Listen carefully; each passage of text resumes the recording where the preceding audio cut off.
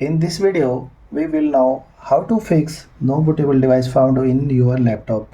So let's start the video. If you are new on my channel, please subscribe the channel.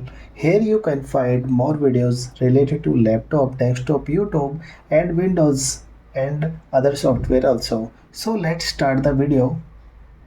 The first method is when you face this problem, shut down your laptop and click on shutdown option. After shutdown your laptop, please restart your laptop and press power button. And after that, press F2 button from keyboard.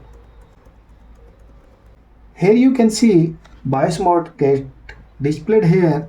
After that, select here boot sequence and set your boot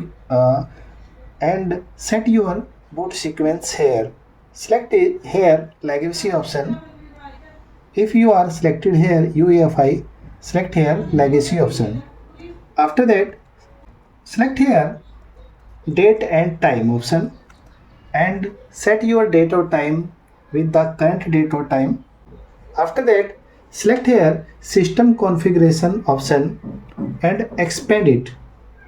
Select here SATA operation option and select here AHCI option and click on yes button.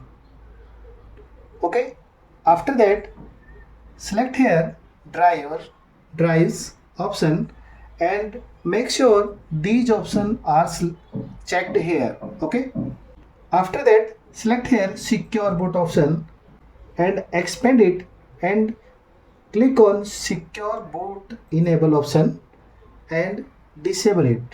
Okay, after that click on apply button and click on OK button.